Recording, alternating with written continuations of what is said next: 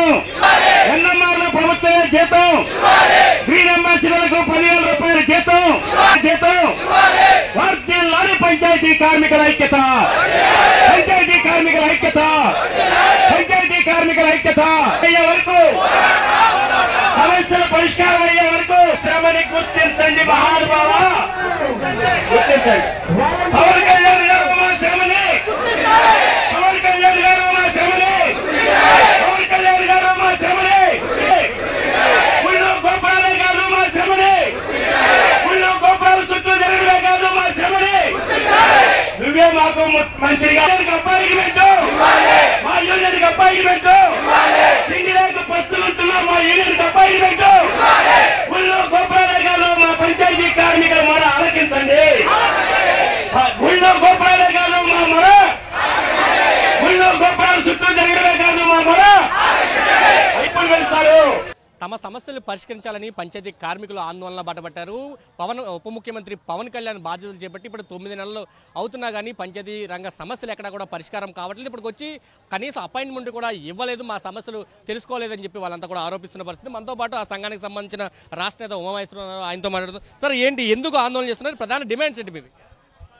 పంచాయతీ కార్మికుల శ్రమని ఏ ప్రభుత్వం గుర్తించట్లేదు, వెట్టి చాకిరీ చేపిస్తూ ఉన్నారు, జీవోలు ఇస్తున్నారు, ఆ జీవోల్ని కాగితాల వరకు లేకపోతే బుట్టదాఖలు చేస్తున్నారు తప్ప ఆ సమస్యల్ని పరిష్కారం చేయట్లేదు. పంచాయతీ కార్మికులు మున్సిపల్ కార్మికులాగే పనిచేస్తున్నారు. మున్సిపల్ కార్మికులు ఏ రకంగా అయితే పనిచేస్తున్నారు, వీళ్ళు ఆ రకంగానే పనిచేస్తున్నారు. వాళ్ళకి ఏ రకంగా కుటుంబాలు ఉండే, వీళ్ళకి ఆ రకంగా కుటుంబాలు ఉండే, ఖర్చులు ఉన్నాయి. అయినా మున్సిపల్ కార్మికులు చెల్లిస్తున్న విధంగా జీతాలు చెల్లించట్లా. పిఎఫ్ లేదు, ఈఎస్ఐ లేదు, ప్రమాద బీమా లేదు, గుర్తింపు కార్డు లేవు, కనీస వేతనాలు లేవు. 1999లో ఇచ్చిన జీవోకి ఇంతవరకు అతీగతి లేదు. ముఖ్యమంత్రులు మారారు, పంచాయతీరాజ్ మంత్రులు మారుతున్నారు, గవర్నర్లు మారుతున్నారు. ఎంతమంది మారినా పంచాయతీ కార్మికుల జీవితాల్లో మాత్రం మార్పు లేదు. ఇప్పటికైనా ఈ శాఖకి ఉప ముఖ్యమంత్రి గారు పవన్ కళ్యాణ్ గారు బాధ్యత వహిస్తున్నారు. మేము గత 9 నెలలుగా ఉప ముఖ్యమంత్రి గారి అపాయింట్మెంట్ కోసం ప్రయత్నం చేస్తున్నాం, ఇంతవరకు కనికరించాల. మరి ఎప్పుడు కనికరిస్తారో తెలియదు. మేము ఉప ముఖ్యమంత్రి గారిని ఒకటే అడుగుతున్నాం, దేవుళ్ళు గుళ్ళు గోపురాల చుట్టూ తిరుగుతున్నారు మంచిదే, కానీ మరి ఈ పంచాయతీలని పరిశుభ్రం చేసి దేవాలయాల్లాగా మారుస్తున్న వాళ్ళు, మా ప్రాణాలని పణంగా పెట్టి సచ్చిన కళేబరాలను తీస్తున్నాం, ప్రజల ఆరోగ్యాన్ని కాపాడుతున్నాం, పర్యావరణాన్ని కాపాడుతున్నాం. మరి మమ్మల్ని దేవుళ్ళని చాలామంది పేర్లు పెట్టారు. మేము దేవుళ్ళంటే మేము రాతి చెప్పలమా, లేదు రాతి మొద్దులమా? ఇప్పటికైనా ఉప ముఖ్యమంత్రి గారు స్పందించండి, చర్చలు జరపండి, కార్మికుల సమస్యలు పరిష్కరించండి. 99లో ఆగిపోయిన జీవోలు ఇప్పటికీ అమలు కాల. చంద్రబాబు గారు 2019లో జీవో ఇచ్చారు, 57 జీవో, 132 జీవో, ఇవేవీ అమలు కాలేదు.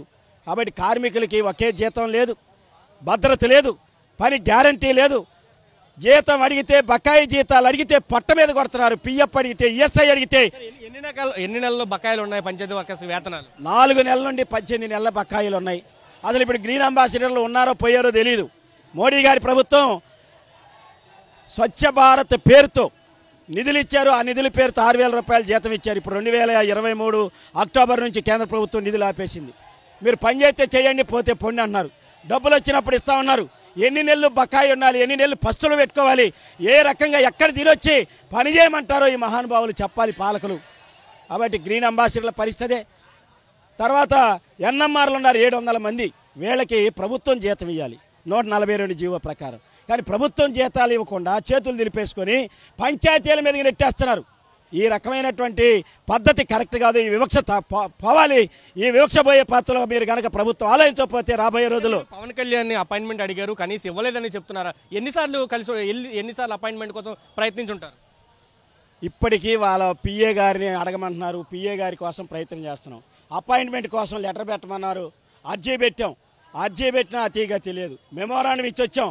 ఆ మెమోరాండాల మీద ఇప్పుడు అసెంబ్లీ సమావేశాలు జరుగుతున్నాయి కాబట్టి మీరు పవన్ కళ్యాణ్ గారికి మెమోరాండం ఇచ్చారు, ఆ మెమోరాండం ఏమైంది, పరిష్కారం అయిందా కాలేదా అని అడుగుతున్నారు ఫోన్లు చేసి. అంటే ఆన్లైన్లో ఫోన్లు చేసి అడుగుతున్నారు తప్ప పిలిచి మాట్లాడే పనిలో లేరు.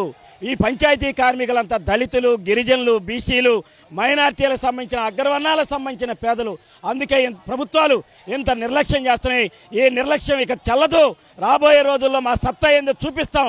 ప్రభుత్వం దిగొచ్చి చర్చలు జరపకపోతే, సమస్యలు పరిష్కారం కాకపోతే నిరవధిక సమ్మెకి వెళ్ళడానికి కూడా పంచాయతీ కార్మికులు సిద్ధంగా ఉన్నారని ప్రభుత్వాన్ని హెచ్చరిస్తా ఉన్నాం.